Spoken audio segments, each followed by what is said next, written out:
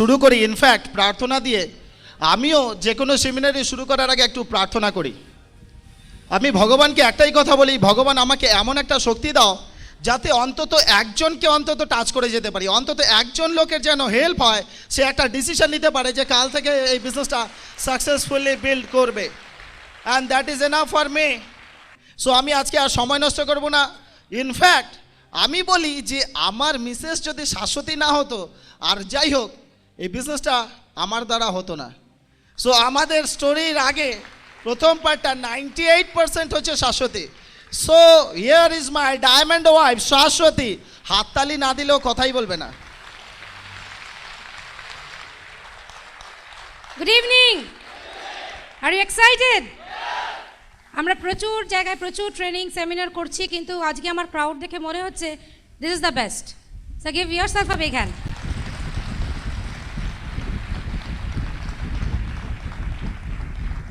আজকে আমি আপনাদের কাছে একটা অত্যন্ত সাধারণ মেয়ের আস্তে আস্তে অসাধারণ হয়ে ওঠার কাহিনী বলবো, কিন্তু তার আগে ধন্যবাদ জানাই পরম করুণাময় ঈশ্বরকে, যার ইচ্ছে না থাকলে একটা পাতাও নড়ে না।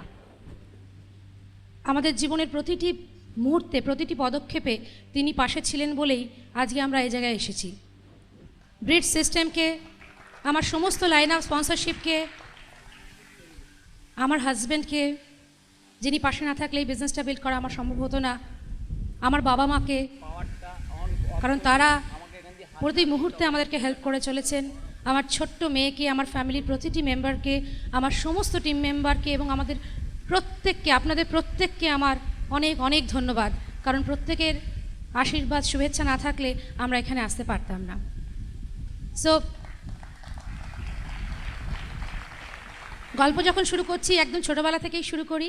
আমার জন্ম হয় একটি মধ্যবিত্ত বাঙালি পরিবারে। বাবা ছিলেন ফরেস্ট ডিপার্টমেন্টে অফিসার, মা ছিলেন হোম মেকার, আমি, আমার ছোট ভাই, আমার থেকে 2.5 বছরের ছোট, এবং বাবা মা, এই নিয়ে আমাদের সংসার। এবং বাবার চাকরি সূত্রে আমরা প্রচুর জায়গায় ঘুরেছি। আর আমার ছোটোবেলা বলতে চোখ বন্ধ করলেই মনে পড়ে যায় পাহাড়, জঙ্গল, বড় বড় মাঠ, প্রচুর জন্তু জানোয়ার, কারণ যেহেতু বাবা ফরেস্ট ডিপার্টমেন্টে ছিলেন। আমার ছোটোবেলা কিন্তু অনেকের সঙ্গে মিলবে না, কারণ আমি জানি না আপনাদের এরকম কখনো ছোটোবেলায় ঘটেছে কি না, যে মাঝরাত্রে হাতির পাল আপনার বাড়ির নিচে ঘোরাফেরা করছে, আর বাবাকে, দুটো ছোট্ট বাচ্চাকে তার মায়ের কাছে রেখে সমস্ত লোক নিয়ে বেরিয়ে যেতে হয়েছে গ্রামবাসীদের হাতির অত্যাচার থেকে বাঁচাতে। বা এরকম হয়েছে কিনা জানি না, যে গাড়িতে করে বা স্কুটারে করে বাবার সঙ্গে জঙ্গলে জঙ্গলে ঘুরে বেরিয়েছি। এরকম ঘটনাও আছে, বাবা গাড়ি চালাচ্ছেন, ড্রাইভার গাড়ি চালাচ্ছে, বাবা পাশে বসা, পেছনে আমি আর ভাই, পাশে একটা প্যাকিং বক্সে একটা পাইথন সাপ। তো এ নিয়ে ভয় পাওয়ার কিছু কারণ নেই, আমি একদম জঙ্গলি নই, দেখে তাও মনে হচ্ছে না। কিন্তু আমি এটা বললাম এই কারণেই, কারণ ওই জায়গা থেকে কিন্তু আমি উঠে এসেছি আজকে। ওই জায়গা থেকে কিন্তু আমি এতটা চেঞ্জ লাইফেও আবার চলে এসেছি। বা এরকম ঘটনাও হয়েছে, বাবা হয়তো জঙ্গল থেকে ফিরেছেন, শুনে গেছিলেন যে গ্রামবাসীরা একটা বাঘকে মেরে ফেলেছে, আসার সময় নিয়ে এসছেন সেই বাঘের দুটো ছোটো ছোটো বাচ্চা, এনে বলেছেন নে তোরা দুজন মিলে মানুষ কর। ভাই আর আমি মিলে খুব সে তাদের মানুষ করেছি, কিন্তু অত ছোটো বাচ্চাকে বাঁচাতে পারিনি বলে মারা যাওয়ার পরে কেঁদে বিছানা ভাসিয়েছি। এরকমভাবে আমার ছোটোবেলা বড় হয়েছে, খুব আনন্দের ছোটোবেলা ছিল। আজকালকার বাচ্চারা সেটা কিন্তু বুঝতে পারবে না। আমাদের ছোটোবেলায় টিভি ছিল না, কোনো আজকালকার তথাকথিত জনপ্রিয় সিরিয়াল ছিল না, বা এন্টারটেনমেন্ট বলতে যেগুলো বোঝাই সেগুলো ছিল না, কিন্তু প্রাচুর্য, মানে প্রাকৃতিক প্রাচুর্যে ভরপুর ছিল। আর ছোটোবেলায় আমার বাবার চাকরি সূত্রে এত লোকের সঙ্গে আমাদের মিশতে হয়েছে, যেটা পরবর্তীকালে এই ব্যবসায় আমায় খুব কাজে দিয়েছে। আমি যে কোনো লোকের সঙ্গে খুব তাড়াতাড়ি সেই জন্য মিশতে পারি। তো এইভাবে আমাদের ছোটোবেলা কেটেছে। পড়াশোনায় আমি বরাবরই অ্যাবাভ অ্যাভারেজ, কিন্তু খুব বেশি কম্পিটিটিভ মনোভাব কখনো ছিল না বলে যে জীবনে একটা কিছু হতেই হবে সেরকম কখনো ভাবিনি। এইভাবে আমার ছোটোবেলা কাটছিল। এবং আমার বাবা মা আমাদের একটা জিনিস সবসময় শিখিয়েছিলেন, খুব আদরে মানুষ হয়েছি আমরা 2 ভাই বোন, কিন্তু তার সঙ্গে সঙ্গে প্রতিটি সময় বাবা মা একটা জিনিস শিখিয়ে গেছেন, যে যে কোনো পরিস্থিতির মোকাবেলা কী করে করতে হয়। সবসময় আমরা শিখেছি যে hope for the best but prepare for the worst, যেটা পরবর্তীকালে আমার অনেক কাজে লেগেছে। আর একটা জিনিস যেটা কিনা অনেক মানুষের মধ্যে খুব রেয়ার, আমার বাবা মা কিন্তু কোনো কিছু আমাদের উপর কখনো চাপিয়ে দেননি। চিরকাল আমি এবং আমার ভাই আমাদের নিজেদের ডিসিশন নিজেরা নিয়েছি, খুব স্বাধীনভাবে বড় হয়েছি। এইভাবে আমার দিন কাটছিল, লেখাপড়া আস্তে আস্তে চলছিল। মাধ্যমিক পাশ করে, উচ্চ মাধ্যমিক পাশ করে আমি যখন ফিজিক্সে অনার্স নিয়ে বিএসসি ভর্তি হই। আমি যখন ফার্স্ট ইয়ারে পড়ি তখন বাবা রিটায়ার করেন, এবং বাবার রিটায়ারমেন্টের পর বুঝতে পারি যে এতদিন যেগুলোকে আমার মনে হতো যে এগুলো সব আমাদের, সেগুলো আর আমাদের নয়। আমরা হঠাৎ করে একটা যে লাইফ লিড করতাম এতদিন, সেই লাইফটা থেকে একটা অন্য লাইফে চলে আসি, এবং তখন বুঝতে পারি যে কোনটা আমাদের আর কোনটা এতদিন আমাদেরকে সরকার থেকে দেওয়া হয়েছিল। আমরা যে খুব রাতারাতি গরিব হয়ে যাই তা কিন্তু নয়, কিন্তু আমি বুঝতে পারি যে আগে এতদিন অবধি যেভাবে চলেছিল সবটা সেভাবে চলবে না, এবং একটু নিজের পায়ে এবার দাঁড়ানোর চেষ্টা এখন থেকেই করতে হবে। এবং আমি কলেজ লাইফে টিউশনি করা শুরু করি। তারপর আমি কম্পিউটার অ্যাপ্লিকেশনসে যখন মাস্টার ডিগ্রিতে ভর্তি হই, তখন আমার কাজ ছিল সকাল 7টা সাড়ে 7টার সময় একটা কনভেন্ট স্কুলে আমি পার্ট টাইম কম্পিউটার টিচার হিসেবে কাজ করতাম। সেখান থেকে ইউনিভার্সিটি যেতাম। ইউনিভার্সিটি থেকে ফেরার সময় যখন সব বন্ধুবান্ধবরা সিনেমায় যেত বা আড্ডা মারতে বসে, তখন আমি আরেকটা ইনস্টিটিউটে পার্ট টাইম কম্পিউটারের উপর লেকচার দিয়ে বাড়ি ফিরতাম। এবং এভাবে কিন্তু আমি তখন থেকে উপার্জন করা শুরু করে দিয়েছিলাম, কারণ আমাকে নিজের পায়ে দাঁড়াতে হবে। এবং এভাবে পড়াশোনা চালিয়েও আমি মাস্টার ডিগ্রিতে গোল্ড মেডেলিস্ট হই। তারপর যেদিন আমার পরীক্ষা শেষ হয় আমি একটা দিনও দেরি করিনি, কারণ আমি শিলিগুড়িতে পড়াশোনা করেছি, এবং কম্পিউটার নিয়ে পড়াশোনা করে শিলিগুড়িতে চাকরি পাওয়াটা তখন অ্যাটলিস্ট টাফ ছিল। সেই জন্য আমি যেদিন পরীক্ষা শেষ হয় আবার সেই একটা আধা শহর থেকে, তখন শিলিগুড়ি এত বড় শহরও ছিল না, আমি কিন্তু কলকাতা চলে আসি। এবং বাবা মা সবাই ভেবেছিলেন যে আমি কি পারবো কলকাতা আসতে, কারণ আমি কাউকেই প্রায় চিনি না, কোনোদিন কলকাতার জীবনযাপনে আমি অভ্যস্তও নই। কিন্তু কোনো রকমের সাহসে ভর করে কলকাতা আসি। আমার ভাই তখন যাদবপুরে ইঞ্জিনিয়ারিং পড়তো, এবং ওর সহায়তায় আমি একটা জায়গায় পেইং গেস্ট হিসেবে থাকতে শুরু করি। এবং কলকাতায় এসে আমি একটা চাকরিও জুটিয়ে ফেলি, এবং সেখানে থেকে আমি সমস্ত ভালো ভালো চাকরির পরীক্ষাগুলো দিতে শুরু করি। তখন আমার রেজাল্ট বেরোয়নি। তা কলকাতা আসার পর আমার একটা বিরাট অভিজ্ঞতা হয়। আমি জানি হয়তো আপনারা আমার সঙ্গে রিলেট করতে পারবেন, কারণ আপনারাও একটা শিলিগুড়ির মতন শহরেই থাকেন। কলকাতায় এসে প্রথম দিন আমি কলকাতার বাসে উঠতে পারিনি। আমার এক সঙ্গে বান্ধবী ছিল যে আমাকে বারে বারে বলেছিল যে এভাবে না হলে তুই উঠতেই পারবি না। আমি 7-8টা বাস মিস করার পর বলেছিলাম যে না রে, আমার পক্ষে সম্ভব না। সে বলেছে তুই শিলিগুড়ি ফিরে যা, তোর দ্বারা কলকাতায় থাকা হবে না। তা আমি কিন্তু কলকাতা থেকে শিলিগুড়ি ফিরে যাইনি। আমি সেটার সঙ্গে আস্তে আস্তে নিজেকে খাপ খাইয়ে নিয়েছি, আর এখন তো কলকাতায় মোটামুটি রাজত্ব করেই বেড়াচ্ছি। সো আজকে আমরা কে কী আছি তাদের কিন্তু ভবিষ্যৎ ডিফাইন্ড হয় না, খালি মনের সাহস থাকতে হবে। আমি কিন্তু জাস্ট ওই সাহসের জন্যই সেদিন কলকাতায় টিকে গেছিলাম, কাউকে না চেনা সত্ত্বেও। এবং কলকাতায় থাকতে থাকতে আমি চাকরিও জোগাড় করে ফেলি। এবং যেহেতু তখন শিলিগুড়ি থেকে আমি কলকাতা এসেছি, কিরিটির সঙ্গে আমার আলাপ হয়েছিল। আমি যখন কলেজে পড়ি তখন আমি ফিজিক্স অনার্স নিয়ে পড়তাম, ও শিবপুর বি কলেজে ইঞ্জিনিয়ারিং পড়তো। তখন কিরিটিও কলকাতায় চাকরি করছে। ফলে বাবা মা দেখলেন মেয়ে ওখানে একা আছে, তার থেকে এই সময় বিয়েটা দিয়ে দেওয়াই ভালো। তারপর চাকরি বাকরি যা করার বিয়ের পরে করো, আমাদের দায়িত্বটা অন্তত থাকবে না অতটা। তা বাবা মা বিয়েরও তোড়জোড় শুরু করে দিলেন। এবং অদ্ভুতভাবে আমার যে মাসে আমার বিয়ে ঠিক হলো, একই সঙ্গে সেই মাসে আমি 3টে চাকরি পেলাম। আমার রেজাল্ট আউট হলো, আমার বিয়েও ঠিক হয়ে গেল, চাকরিগুলোও পেয়ে গেলাম। এবার তো আমার বিশাল অবস্থা, আমি চাকরি করব না বিয়ে করব না কী করবো বুঝতে পারছি না। তা যাই হোক, কিরিটি আমার হাজব্যান্ড কম, বন্ধু বেশি চিরকালই। ফলে ও আমাকে বললো চিন্তা করার কিচ্ছু নেই, তুমি বিয়ে করে তোমার যে চাকরিটা ভালো লাগে তুমি সেটা করতেই যাবে। এবং দিল্লিতে আমি একটা চাকরি পাই, যেটা করতে আমার ভীষণ ইচ্ছে ছিল, কারণ আমি ঠিক এইরকম চাকরির জন্যই পড়াশোনাটা করেছিলাম। তা মন মানছিল না যে বিয়ের পরে আমি কিরিটিকে ছেড়ে দিল্লি যাব, কিন্তু কিরিটিরই প্রেরণায় আমি দিল্লি যাই। কিরিটি আমাকে দিল্লিতে রেখে চলে আসে কলকাতায়, এবং বলে যে তুমি চিন্তা করো না, আমি চেষ্টা করছি খুব তাড়াতাড়ি দিল্লিতে চলে আসার। কিন্তু আমি জানতাম বছরখানেকের আগে সেটা কখনোই সম্ভব নয়। এবং দিল্লিতে আমি যখন ওই পরীক্ষাটার মেডিকেল টেস্টটা দিতে যেতাম, সেখানে আমার যেতাম, কিন্তু আমার মাঝে মাঝে মনে হতো আমি কি ভুল করলাম, আমি কি ফিরে যাব। তো সেখানে একটা ঘটনা ঘটেছিল, সেটা হচ্ছে যেখানে আমি মেডিকেল টেস্ট দিতে যেতাম, সেখানে একজন ভদ্রমহিলা কম্পেনসেশন গ্রাউন্ডে চাকরির জন্য পরীক্ষা দিতে মেডিকেল টেস্টটা দিতে এসেছিলেন, এবং তার হাজব্যান্ড মারা গেছে, 2 ছোটো ছোটো বাচ্চা। সেই ভদ্রমহিলা বসে বসে ওনার জীবনের গল্প বলতেন, এবং উনি আমাকে একটা কথা বলেছিলেন যে, পাঞ্জাবি ভদ্রমহিলা হিন্দিতে বলেছিলেন, আমি বাংলায় বলছি, যে দেখো বোন, জীবন খুব ছোট্ট, তার থেকেও ছোট্ট হচ্ছে মানুষের বন্ধুত্ব সঙ্গ। এর জন্য অ্যাম্বিশন এত হওয়া ভালো নয় যে তার জন্য তুমি একজনের সঙ্গ ছেড়ে এত দূরে থাকবে। আমাকে কিন্তু কথাটা ভীষণভাবে নাড়া দিয়েছিল। আমি আর এক মুহূর্ত দেরি না করে আমি ফিরে আসার মনস্থ করলাম, এবং সেটা আরও জোরদার হলো সেদিনই আমরা কিছু দিল্লিতে আমার 1-2জন বন্ধুবান্ধব ছিল, সবাই মিলে দেখলো আমার মনটা খারাপ। ওরা আমাকে বললো চল কালকে ছুটি আছে, আগ্রা ঘুরে আসি, তোর মনটাও ভালো হয়ে যাবে, আর এসব পাগলামো কলকাতা ফিরে যাওয়ার তোর দূরও হয়ে যাবে। আমরা সবাই মিলে আগ্রা তাজমহল দেখতে গেছিলাম, এবং সেদিন তাজমহলের সামনে দাঁড়িয়ে আমার প্রথম মনে হয়েছিল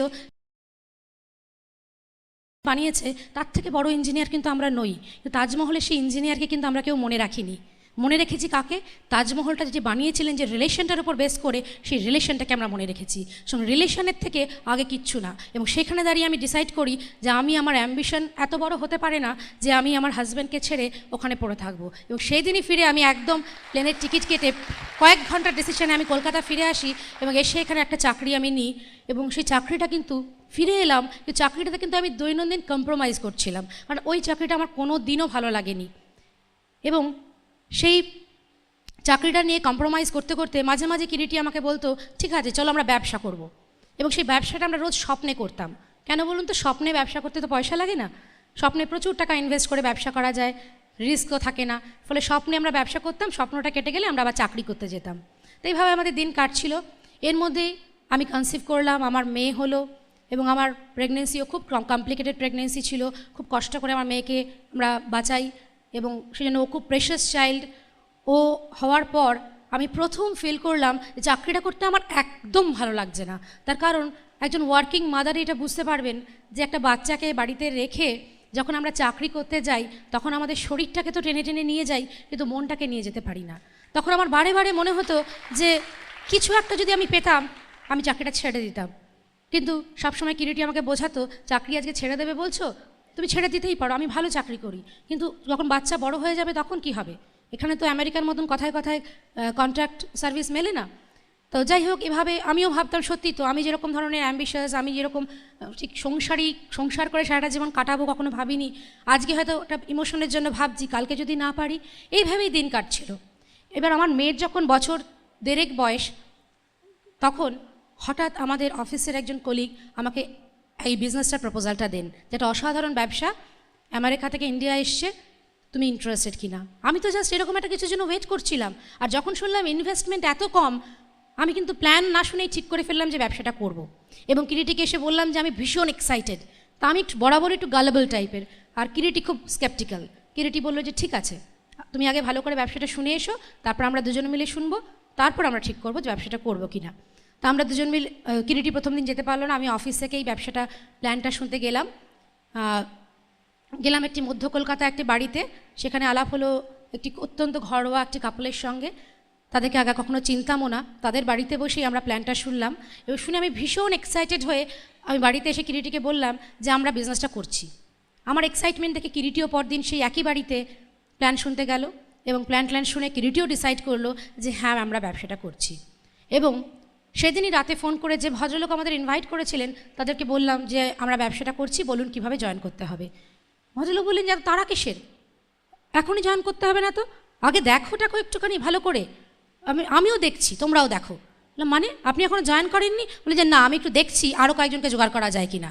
সে আবার কি, আমরা তো এখনই জয়েন করবো ঠিক করেছি। উনি বললেন যে না না, এত তাড়াতাড়ি কিছু নেই, তুমি আস্তে আস্তে দেখো। আমরা বললাম যে না না, আমাদের ভীষণ তাড়া, আমার ব্যবসাটা এত ভালো লেগে গেছে, আমরা এক্ষুনি জয়েন করব। উনি বললেন কিন্তু আমি এখন জয়েন করব না। কি করা যায়? তখন সেই যে ভদ্রমহিলা বাড়িতে আমরা প্ল্যান শুনতে গেছিলাম, যে ভদ্রমহিলা আবার এনাকে এই ভদ্রলোককে বলেছিলেন, আমরা তখন তার সাথে যোগাযোগ করলাম, কারণ একমাত্র তখন তাদেরকেই আমরা চিনি। এবং সেই ভদ্রমহিলার কেউ নন, আমাদের স্পন্সর শুভাশিস অ্যান্ড সুজাতা ঘোষ। এবং তারপর আমরা ওনাদের সঙ্গে জয়েন করি। দেখুন, সেই যে দিল্লি থেকে ফিরে আসা, ওই জবের সঙ্গে কম্প্রোমাইজ করা, প্রতিটি ঘটনার পিছনে কিন্তু এখন বুঝি ঈশ্বরের হাত ছিল। আদারওয়াইজ, কারণ আমি চেয়েছিলাম একটা দারুণ চাকরি করতে, ঈশ্বর চেয়েছিলেন যে না, তুমি একটা দারুণ ব্যবসা করবে। সেই জন্য সেদিন আমাকে উনি ওখান থেকে ফিরিয়ে এনেছিলেন। ওই ভদ্রমহিলা আমাকে যে কথাগুলো বলেছিলেন, আমার মাঝে মাঝে মনে হয় ওই ভদ্রমহিলা হয়তো ঈশ্বরেরই প্রেরিত কেউ ছিলেন। সেদিন আমার তাজমহলে যাওয়া, ফিরে আসা, সব কিছুর পেছনে কিন্তু ঈশ্বরের হাত। সো এইভাবে আমাদের এই ব্যবসায় আসা। এবং তারপর যেটা হয়, ব্যবসা শুরু করলাম, কিন্তু প্রথম 8 মাস আমাদের ব্যবসাটা প্রচুর উত্থান পতনের মধ্যে দিয়ে গেল। উত্থান পতন বলা ভুল, উত্থান কম, পতনই বেশি ছিল। পতন পড়তে পড়তে আমরা একদম তলানিতে গিয়ে ঠেকলো। এবং তখন কিন্তু আমরা যেটা ভেবেছিলাম যে বিজনেসটা ছেড়ে দেবো, এবং আমার খুব কষ্ট হয়েছিল এটা ভাবতে, কারণ আমি কিন্তু প্রথম দিন থেকেই বিজনেসটা নিয়ে ভীষণ ফোকাস ছিলাম, ভীষণ এক্সাইটেড ছিলাম। কিন্তু যে কোনো কারণেই হোক, আমরা সেদিন ঠিক করলাম যে না, এইভাবে আর বিজনেসটা হয় না, আমরা বিজনেসটা ছেড়ে দেবো। সেটা ছিল 28শে ডিসেম্বর 1998। আমরা মেতে শুরু করেছিলাম এবং 8 মাস বাদে যখন ডিসাইড করলাম যে বিজনেসটা ছেড়ে দেবো, সে অবস্থায় দাঁড়িয়ে সেদিন মনে আছে সুভাষিসদা বৌদি একটা ফোন করেছিলেন, করে বলেছিলেন যে তোমরা যে বিজনেসটা ছেড়ে দেবে ভাবছো, আদৌ শুরু করেছো কি? আমরা ভাবলাম সত্যি তো। তখন সেই একটা কথাতে কিন্তু আমরা বিজনেসটা আবার শুরু করলাম, এবং সেখানে একটাই ডিসিশন নিয়েছিলাম যে বিজনেসটা এবার যে করব, যা যা করতে বলা হয় আমরা সব কিছু করব, কারণ সত্যি আমরা বিজনেসটা শুরুই করিনি। এবং সেদিন একটা মনে আছে সুভাষিসদা বলেছিলেন যে আগামী 3রা জানুয়ারি একটা পিকনিক রয়েছে 3% অ্যান্ড আপদের জন্য, পুরো অসিতাবদার টিমের। তখন টিমটা এতটাই ছোট ছিল। তা তোমরা তো একসময় 9%এও গেছিলে, আজকে না হয় কোনো পিন লেভেলে নেই, তোমরা কিন্তু কোয়ালিফাই করো, তোমরা কি যাবে? আমরা বলেছিলাম যে না, আমরা আবার নতুন করে কোয়ালিফাই করে তবেই যাব। এবং আমরা কিন্তু যাইনি সেখানে, এবং জ্বালাটা ভরে নিয়েছিলাম আর বলেছিলাম যে নেক্সট বার জানুয়ারিতে যে পিকনিকটা হবে সেখানে আমরা অ্যাজ আ সিলভার যাব। তা এরপর আমরা যেটা করলাম, আরেকটা জিনিস করলাম, আপলাইনের ড্রিমের সঙ্গে নিজের ড্রিমটাকে ট্যাগ করলাম। কারণ একটা জিনিস আমাকে খুব পীড়া দিত যে সুভাষিসদা এবং সুজাতা বৌদির যে স্ট্রংগেস্ট দুটো লেগ তখন ছিল দেবাশিস্মিতা এবং অনিরুদ্ধ মহুয়া, আমাদের হোলি লাইন দুজনই, তারা সুভাষিসদা বৌদির বিজনেসটাকে কোথায় নিয়ে গেছে। কিন্তু আমরা যেখানে আমরা ওদের একটা স্ট্রংগেস্ট লেগ হতে পারতাম, আমরা কি করেছি? সেই দিন থেকে আমরা যেটা ঠিক করলাম যে আমাদের সিলভারশিপের থেকেও বেশি এই কারণে করতে হবে কারণ আমাদের আপলাইনকে আমাদের এমারেল্ড কোয়ালিফিকেশনে নিয়ে যেতে হবে, এবং সেইভাবে আমরা কাজ শুরু করলাম। সেই সময় ব্যাপারটা কিন্তু তো সহজ ছিল না, কারণ কিরিটি একটা এমন চাকরি করতো, ওকে সকাল 7টায় বেরিয়ে যেতে হতো, ও রাত 10:30টার সময় বাড়ি ঢুকতো। ফলে ওর পক্ষে মেন্টাল ইনভলভমেন্ট যতটাই থাকুক না কেন, ফিজিক্যাল ইনভলভমেন্ট হওয়াটা খুব টাফ ছিল। এবং ওর আবার সোমবার ছুটি ছিল, রবিবারও কোনো ছুটির দিন নয়। ফলে এটা একটা বিরাট চ্যালেঞ্জ ছিল, এবং এটা নিয়ে আমি ভীষণ এক্সকিউজ দিতাম মাঝে মাঝেই, যেই জন্যই আমার বিজনেসটা হচ্ছে না। আমি এক্সকিউজটাকেই বড় করে দেখতাম, কিন্তু এটাকেই যেটা কারণ করতে পারি সেটা আমার মাথায় কখনো আসেনি। এবং সুভাষিসদা একদিন বললেন, সুভাষিসদা বৌদি আমাদেরকে ফোন করে, যে দেখো, either give excuse or make money, দুটো একসঙ্গে হয় না। সো সেই দিন আবার এক্সকিউজ দেওয়া ছাড়লাম। আর যেটা কিরিটি তখন ফিজিক্যালি অনেকটাই ইনভলভ হতে পারেনি ঠিকই, কিন্তু ও যেটা করে গেছে এটা অসম্ভব মেন্টাল সাপোর্ট দিয়ে গেছে। এবং আমি কিরিটি যে কথাটা বললো না যে আমি যদি ওর স্ত্রী না হতাম তাহলে ওর পক্ষে ব্যবসাটা করা হতো না, এই একই কথা কিন্তু আমিও বলবো, ও যদি আমার হাজব্যান্ড না হতো তাহলে আজকে কিন্তু আমি এখানে থাকতাম না। কারণ ও আমাকে সারাক্ষণ যে কী পরিমাণ মেন্টাল সাপোর্ট দিয়ে গেছে জাস্ট ভাবা যায় না। একজন হাজব্যান্ডের কাছ থেকে এর থেকে বেশি আমার মনে হয় কোনো ওয়াইফের আর কিচ্ছু পাওয়ার থাকতে পারে না। সো এইভাবে আমরা কিন্তু কাজ শুরু করলাম, এবং আর কোনো দিন কোনো কিছুকে এক্সকিউজ করিনি। এবং মনে আছে যে 9% থেকে আমরা পড়ে গেছিলাম, সেই জানুয়ারি মাসে আবার বিজনেসটা শুরু করে নেক্সট ফেব্রুয়ারি 1999-এ আমরা আবার 9%-এ গেলাম। এবং সেই 9%-এ যাওয়ার দিন ফেব্রুয়ারির 28 তারিখে দিল্লিতে একটা 9% অফ লিডারশিপ প্রোগ্রাম ছিল, যেখানে আমরা যাইনি কারণ আমরা কোয়ালিফাই করিনি বলে। সেখানে আমাদের আপলাইনরা এবং আমাদের সমস্ত হোলি লাইনরা গেছিলেন। কেন আমরা হোলি লাইন বলি? কারণ তাদের সঙ্গে রিলেশনটা এত পবিত্র। ক্রস লাইন কথাটাও এসেছে সেখান থেকেই আমার মনে হয়, কারণ ক্রস জিনিসটা কি, it's a secret thing, cross, এবং ক্রস মিন্স হোলি। তো সেখানে তারা কি করেছিল জানেন, মানে আমি জাস্ট ভাবতে পারি না। আমাকে আজকে তুলে আনার পেছনে আমাদের ক্রস লাইনদের বিশাল অবদান রয়েছে। দিল্লিতে যখন ওরা স্ক্রিনে দেখছে যে আমরা আবার 9% টাচ করেছি, তখন আমাদের সমস্ত ক্রস লাইনেরা মিলে একটা লাইনে দাঁড়িয়ে তারা আমাদের নাম করে হাততালি দিয়েছে। এবং দিল্লি থেকে ভাবুন, কলকাতায় বসে আমার মনে হচ্ছে আমি সেই হাততালিটা শুনতে পেয়েছি।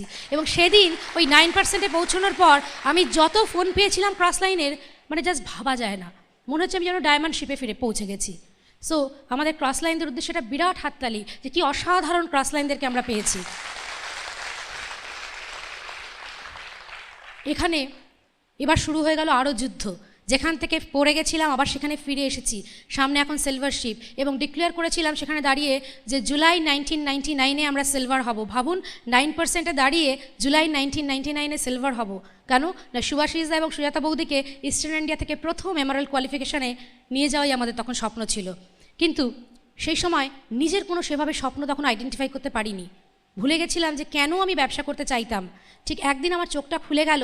আমি একদিন অফিসের কাজে গাড়ি করে একটা কোথাও ট্যুরে যাব, আমি নিচে রাস্তায় গাড়িতে উঠছি, আমার 5 তলার বারান্দা থেকে আমার ছোট্ট মেয়ে, 2-2.5 বছরের মেয়ে, সে ওখান থেকে মাকে টাটা করবে বলে ভিড়ের মধ্যে মাকে খুঁজছে, আর খুঁজে না পেয়ে কাঁদছে।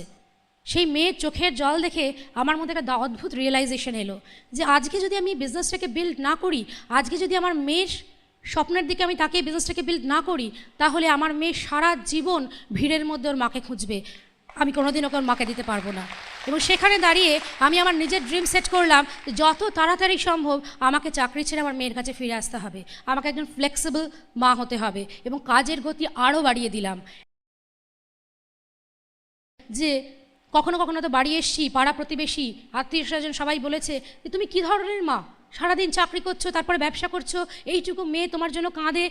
আমার কিন্তু মনটা কাঁদতো, আমি ভাবতাম আমি কি সত্যি খারাপ মা হয়ে যাচ্ছি। আবার আপলাইনকে ফোন করলাম, সুভাষিসদা বৌদি বললেন দেখো যদি সারা জীবন ভালো মা হয়ে থাকতে চাও, এখন 6টা মাসের জন্য একটু খারাপ মা না হয় হলেই। সেদিন থেকে আর কোনো এক্সকিউজ নয়, আমরা প্রচণ্ডভাবে কাজ শুরু করলাম। জুলাই মাসে সিলভার হলাম, সুভাষিসদা বৌদি প্রথম ইস্টার্ন ইন্ডিয়া থেকে এমারেল্ড কোয়ালিফিকেশনে ঢুকলেন। ডিসেম্বরে আমরা ডিডি হলাম, এবং জানুয়ারি মাসের 2 তারিখে একটা সিলভার অ্যান্ড আপ পিকনিক হয়েছিল, যেখানে আমরা অ্যাজ আ ডিডি গেছিলাম। সো পাওয়ার অফ স্পোকেন ওয়ার্ডস, আপনি যেটা বলবেন সেটাই হবে যদি মন থেকে আমরা বলি। এবং এইভাবে একটার পর একটা ড্রিম আমাদের ফুলফিল হতে শুরু করলো।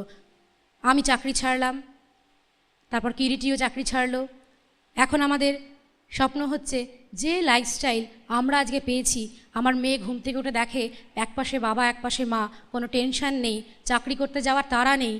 যদি মেয়ে বলে আজকে বাবা মা তোমরা কোথাও যেও না, আমরা যাব না, কারণ আমাদের এখন বস বলতে একমাত্র আমাদের মেয়ে, আর কেউ আমাদের বস নয়। সেই লাইফস্টাইলটা যে যে চাইবেন আমরা তাদের কাছে পৌঁছে দেব, এই আমাদের এখন ড্রিম। এবং আমরা জানি এই ড্রিম আগামী যতদিন বাঁচবো আমরা সেটাকে ফুলফিল করে যাব। এবং এই বিজনেস থেকে আমার যে রিয়েলাইজেশন সেটাই আমি বলে শেষ করব। প্রথম হচ্ছে, দেখুন কখনো ঈশ্বর, গড নেভার ক্রিয়েটস আ জাঙ্ক। আমরা অনেক সময় ভাবি ঈশ্বর কেন আমার সঙ্গে তুমি এরকম করলে, কেন এটা হলো। মনে রাখবেন প্রত্যেকটা ঘটনার পেছনেই একটা বিরাট ভবিষ্যতের ইঙ্গিত থাকে। অনেক সময় অনেকে প্রশ্ন করে সবই তো বুঝলাম, কিন্তু যখন একটা মেন্টালি রিটার্ডেড বা ফিজিক্যালি চ্যালেঞ্জড বাচ্চার জন্ম হয়, তখন ঈশ্বর কী করে এত নির্দয় হন।